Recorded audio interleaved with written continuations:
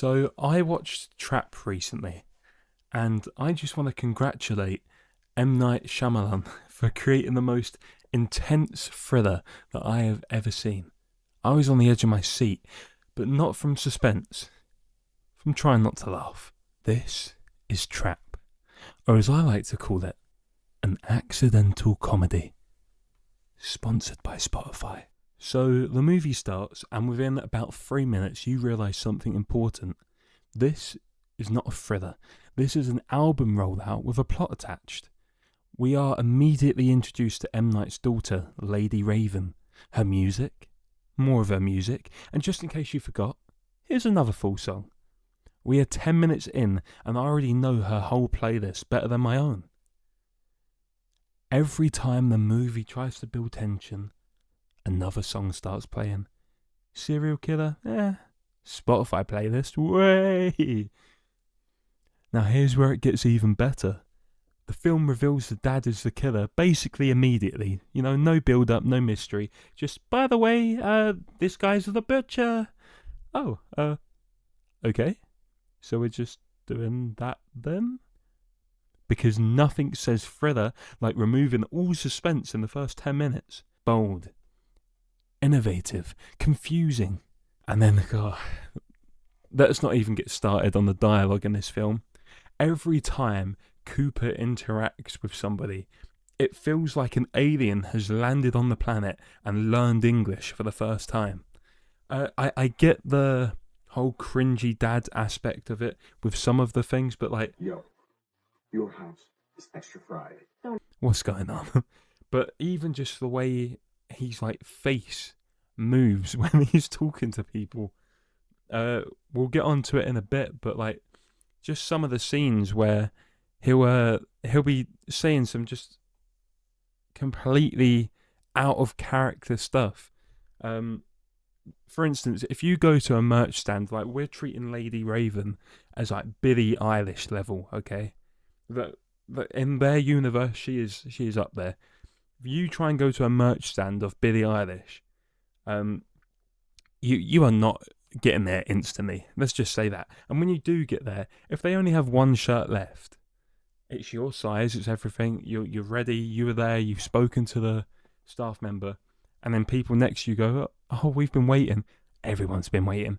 Would you or your family member? Would you say, "Oh no, they can have it," or would you take it because you got up there first? But no, what does Cooper do? Look, I only have one left, please. I was standing here before her.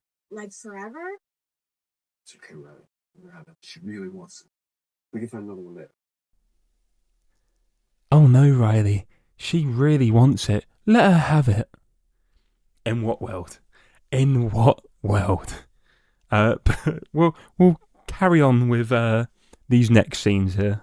Now let's talk about the police plan, because this is supposedly a massive, highly coordinated operation. Thousands of officers, SWAT teams, weeks, maybe months of planning, and it is without question the worst security operation ever conceived.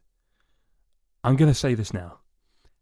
Every time security fails in this film, just assume they're doing their best, their absolute best. Employee of the year, wow. I mean, as an employee, we now know from watching the film that all of these employees went to some sort of briefing hosted by the profiler lady. So we know these workers are also in on it and are aware that the butcher is here.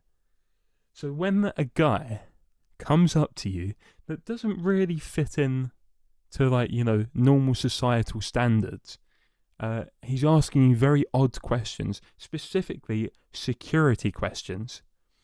Let's see. I'm trying to think how to word it. So a serial killer is somewhere in your building. A guy comes up to you and goes, "What's with all the police?" Okay, maybe a normal person would be like, "Oh yeah, what's going on?" I get that. But when they keep prying, and when it's the only thing you talk to them about, let's see. Later on, you meet them again. You're going to say that you're going to give them a shirt or something because they gave away a shirt. So you think, oh, they're such a nice person. So later on, you meet up with him again. You give him a shirt. He asks what your security code is because you've told him that all the staff members need a security code. Now, would you A, give him your security code? Again, bear in mind, there's a serial killer out there. This random guy that's asking for your security code, your only conversations with him has been about security. Would you B, not give it to him and just leave it at that? Would you C, not give it to him and report him? Go on, take a guess. Take a guess what this employee done. Okay, and yeah. If you chose B or C, you would be wrong. Because the employee just hands over his very important security code to a guy he met 5 seconds ago. And you know what the cherry on top is? He even tells him how to escape. He says, like, yeah, there's not as much security backstage. But, you know, you need this pass right here. This thing that you can see. If my camera's going to focus. This thing you can see. You need this. Ooh. And you need to go backstage. You might as well just hand him the map. Hand him the map. Hand him the key. Hand him a gun. Why not? He's just Cooper. He's a chill guy. It makes no sense. And let's not even get started on Cooper's like superhuman abilities, because every M. Night film has a major twist apart from this one. But every film has some sort of twist, right? That's like what he's known for, apart from this one. But I think that it does have a big twist that is never like outright said. I think Cooper is actually superhuman, because there is no way he can get away with the stuff he is doing unless he has some superpowers. Now we're going to go through the superpowers that Cooper has, and we're going to go down the list and see what he has. So Cooper is solid snake level of stealth. True or false? True. Just take a look at all of these moments that he just gets away with things. Pushing a lady down the stairs in front of 100 people and the police at the bottom of the stairs. And if we look here, this woman is looking right at him. She didn't even turn round. She is just looking at him. She saw him push her. And no questions are raised. Really? None whatsoever. Or what about this gem? Now would you look at that? You're telling me that this open window in this fast food place inside the stadium, this big open window that the customers are waiting for their food at and they can see through, the staff door is just over here. He's walked in there, walked round to the fryer that's in view of everybody. He's turned the fryer all the way up. He's then walked over to grab, I think it was bottles of syrup. I could be wrong, but it looks like bottles of syrup. Or it could be like alcohol in a weird bottle. Regardless, he's walked round, again, still in front of everybody, basically at the front of the counter, to grab these bottles, then put them in the fryer, and then walk back out. And still be within a decent range of it. And it explodes and burns the girl's face. Now all of those people there, including the workers, didn't see a random man walking to the fryer. What? How? Unless he has superpowers. Unless Cooper is actually Solid Snake. That is the only explanation for it. Okay? Another superpower he has.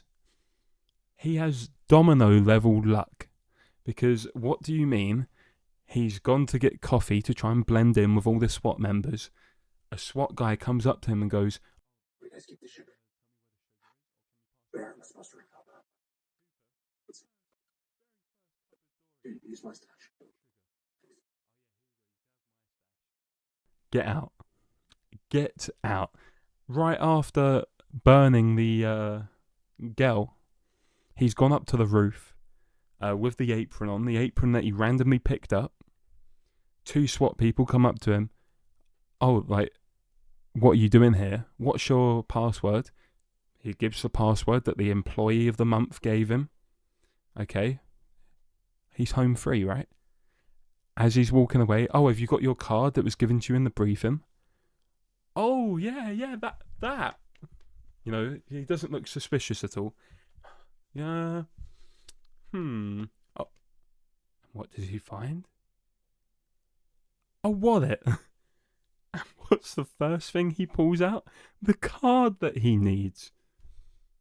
And then, you know, just the icing to add on there. He then asks a very, very important question, which again, all of these staff members have been to a briefing. Usually at a briefing, people introduce themselves. So he then asks these 2 SWAT members that are already a tiny bit suspicious of him.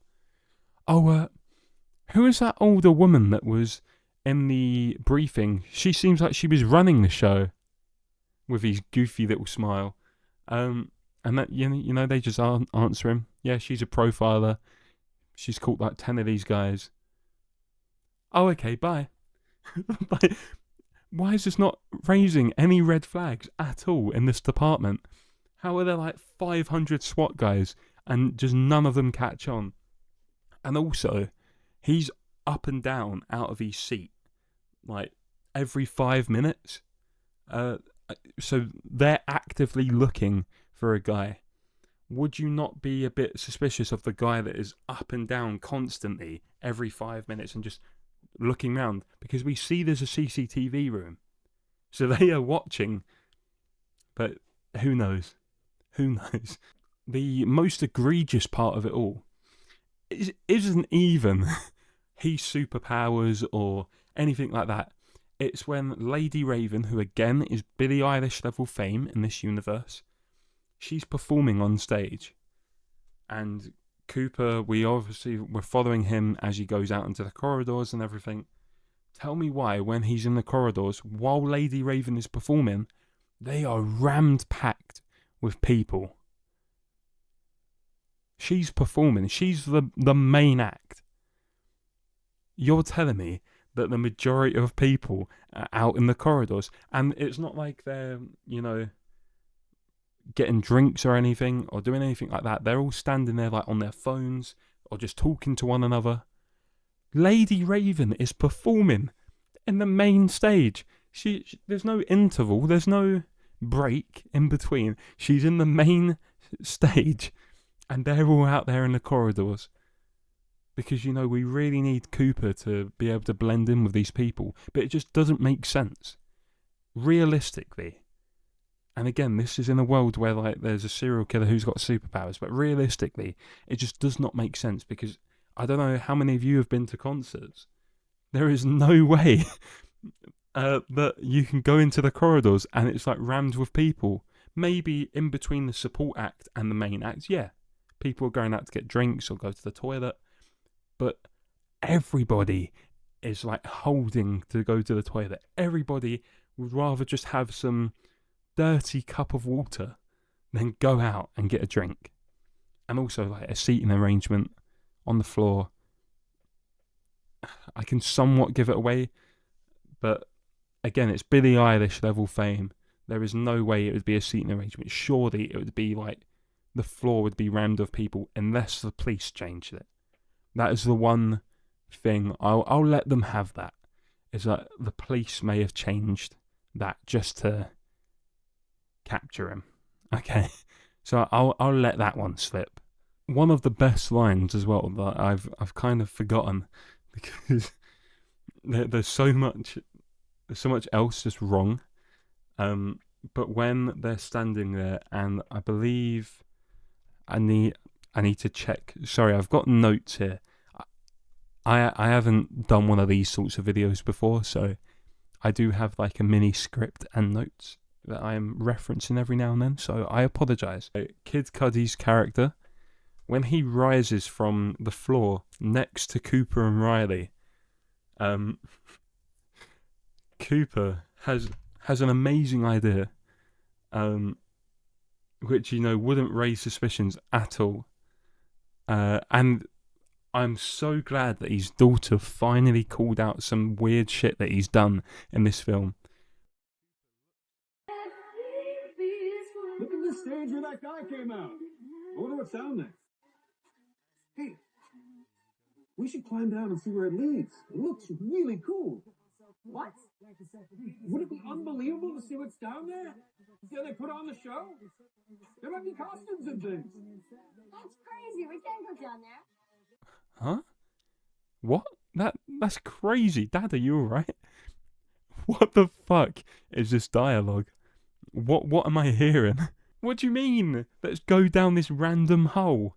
No, I've come here to see Lady Raven, thank you very much, Dad. I don't want to go down this random hole that descends into nothingness because there might be costumes and we might see how the show's made. I don't think I've ever gone to a concert and gone, I wonder what voltage the lights are. Like, what is going on with this film? How is it a thriller? Is what I want to know. How? In what world? And there's about 1,000 cases of his like unbelievable luck from like somebody passing out and just so happens to walk up onto the steps near him. He can like carry her away and look after her. So many things, but I can't cover all of them, unfortunately. And I don't want to cover all of them because I want you to go and watch it. As much as I am saying that this film is terrible as a thriller, I think it's amazing as a comedy. But let's carry on. Lady Raven, we're finally meeting her, speaking to her, finding out if she's going to uncover everything and save the day.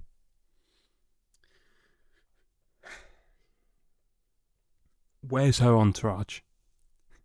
Where's her management? Where's her publicist? She is a global superstar. And we've just seen, not like moments ago, Kid Cudi's character walking through with about like 20 people and he's an entourage.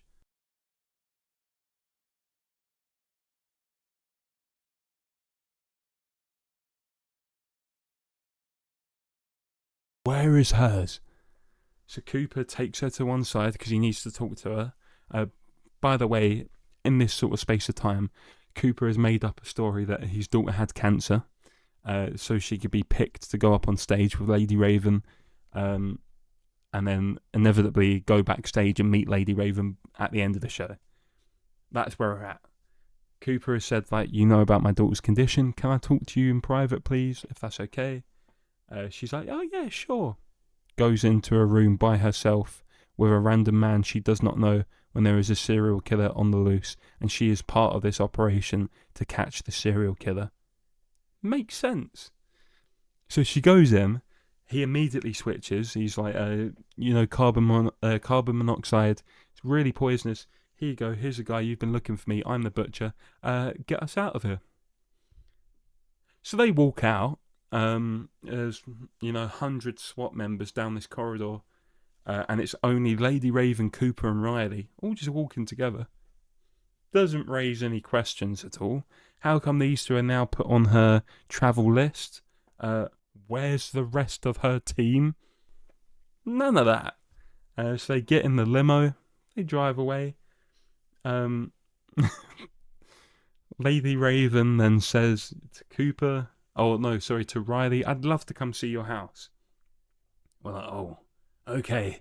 Wait, hold up. This is going somewhere. And when I originally saw this, because I saw this in the cinema when it came out, I'm never getting that money back. But I saw this in the cinema, and when I heard they was going to the house, I was like, oh, okay. Oh, shit. It's about to go down. And they get to the house. The wife and the son are there, and then they're all sort of standing together. And at that moment in the cinema, I think to myself, oh shit, this is the big twist. She's going to go in the house. They're all acting really weird, like the whole family's acting weird. She's going to go in the house thinking like, oh, okay, I can expose Cooper as the butcher.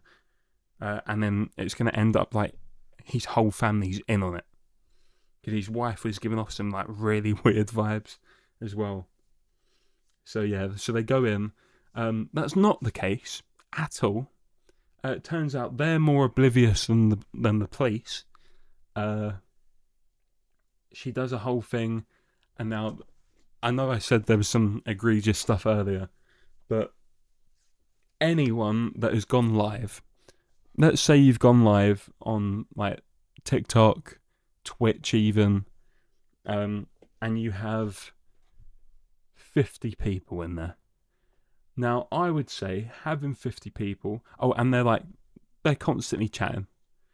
I would say having 50 people in your life and they're constantly chatting, it's pretty hard to catch up with messages, right? And like keep track of who said what and like reply to people unless you're like proper dialed in. So again, global superstar Lady Raven goes live to get the assistance of her fans. She manages to talk directly, like back and forth conversation with one of her fans. And like she's able to read it and make sure they can see and everything. No, there's no way. Like her fans could have easily followed her instructions and found the person. I can't even remember the guy's name now. Spencer, I think. Yeah, Spencer. They could have easily found Spencer, and it didn't have to be like a conversation. It could have just been like, she's given these instructions, all these fans are now looking for Spencer. But no, instead, global superstar Lady Raven is on a live with all of her fans, but the chat's going like one message every 5 minutes. And she's like, oh, okay, you can save them. Yes, go on, go find them. I want you to do me a favour. Go into like any big singers live. I'm talking like, Cardi B, Justin Bieber, again, Billie Eilish, that's said about 1 million times now. Go into any of their lives and look at their chat. Watch this film, compare her chat, again, she's a global superstar, compare her chat to a real life superstar's chat, and you tell me if they could have a one-to-one conversation with a fan. Impossible. Borderline impossible. But it works anyway. Spencer's free. Cooper obviously comes back in, gets the phones. And Cooper is a good boy. He's a really, really good boy. And the final act is just pure nonsense. If you thought it was bad already. So everything sort of happened. He's been found out. The police know about him. He's managed to escape multiple times. Again, like elite level movement. The limo scene where Lady Raven gets out the limo. He was in full SWAT gear. He manages to get changed, prop up the SWAT gear, get out, all while a crowd of people are surrounding the limo. Solid Snake. I'm telling you. He's got superpowers. But anyway, he gets back home to see his wife. And she wants to like give him a slice of pie. He wants to kill her. She wants to give him a slice of pie. And he's like, this isn't going to like save you. I'm going to finish this in 5 bites. And you're toast. So he's eating it. Turns out she's drugged it with his drugs. So he starts like hallucinating a bit. It's like he's going to pass out. Then the police just spawn in. They appear out of nowhere. Maybe they got powers. But they taser him. Now, hey, I'm not a biologist, okay? If there are any that are watching, I want to know. If you're like heavily sedated or you've been like given a massive dose of drugs and you're like about to pass out, you're hallucinating, I want to know if a taser negates all of that, because that's what happens in this film.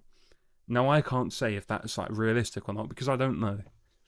It doesn't seem like it though. I'm pretty sure after being tasered, you'd either, fall to the ground because of a taser or you'd fall to the ground because of the drugs. But no, Cooper turns into prime Wolverine, jumps on the SWAT guy and starts to like jam his thumbs into his eyes to try and gouge him out. And then I think he gets tasered some more. I'm like, God damn, what have they fed this man apart from pie? Like, how? How does that work? And then they start walking him out. They've like handcuffed him, chained his legs and everything. They start walking him out. Their guns ready. There's about 5 SWAT members around him. And he stops. They all aim their guns at him. And he looks at his bike on the side. He's like, can I just pick this up or sort it out or something? And they let him, you know. Big serial killer. They're going to just grant him just anything he asks, really. So he's like crouched down, moving all the seat and everything on this little push bike. Gets back up, carries on walking. A police car turns up with his children. They allow the daughter to run up to him. Again, serial killer that just tried to kill his wife, may I add. They allow the daughter to run up to him and give him a hug. Now that could have easily turned into a hostage situation. I know he's chained up. He could have wrapped those chains around him. And, as we'll see in a second, he could have done something else with maybe a bit of metal. Hey. But yeah, so they place him in the van. The van drives away. And then what do we see? Cooper with his cute little curtains. Laughing, smiling to himself. And what does he have? A bit of metal. And where did he get the metal from? The bike. You know, around the tyre? I don't even know what it's called, but like the long bits of metal that are all the way around a tyre. Somehow he got that off. I don't know if it was broken. I can't remember off the top of my head. Don't know if it was broken or he somehow cut through. Maybe he has laser vision as well and we just missed it. Like, who knows with this film? But it's a very, very clean cut. And then he uses the metal to unlock his handcuffs because, you know, Cooper is actually just Jason Bourne with superpowers, I guess. Like, I don't know what was going through M. Night's mind when he made this film. In fact, that's a lie. I do know, and I hate to be the one that says it, but I believe this film was a massive, massive chance for him to boost his daughter's music career. I think that the serial killer was like just the secondary plot of the film. The main focus was Lady Raven and her music.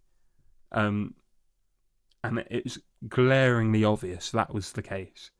Because all of her scenes and like all of her music scenes, perfect. Like, outstanding. Performance, very, very good. There is one like questionable lip sync when she's in the house playing the piano. But the rest of it, yeah, amazing. But then it comes to the other acting, and it's like, okay. But it's not even Josh Hartnett's fault, because he is an amazing actor. I think he's incredible in Black Hawk Down. So I know he can act. But for some reason, in this, whatever happened with this script, it's just gone out the window. But his acting switched, and it was really good when he was like finally properly revealed, like right at the end, and he's gone on this like a psychopathic rant and stuff. His acting is really good there, like amazing. It's just the other 80% of the film where the dialogue choices just don't make any sense. So yeah, Trap is not a good thriller. It's an accidental comedy, an amazing one at that. And that's why I think you should still go see this film. But don't go into it thinking you're seeing some amazing M. Night thriller, because you're not. Just plain and simple, you're not. But are you going into the first... Is it the first M. Night comedy? I'm not sure. I need to double check that. But are you going into maybe the best M. Night comedy? Yes. It succeeds in everything a comedy should do. You will laugh throughout. I guarantee it. You will laugh at the ridiculousness of all of this. Or maybe, go into it thinking it's a superhero origin story, because that could also be the case. Treat the ending as like a post-credit scene, and man, you've got the MCU in your hands. But if this was intentional, it's genius. If not, nobody told the cast. At the end of the day, it's just a Spotify ad with a plot. I've been Tailor Made Nightmares. I'll catch you guys on the next one. Peace.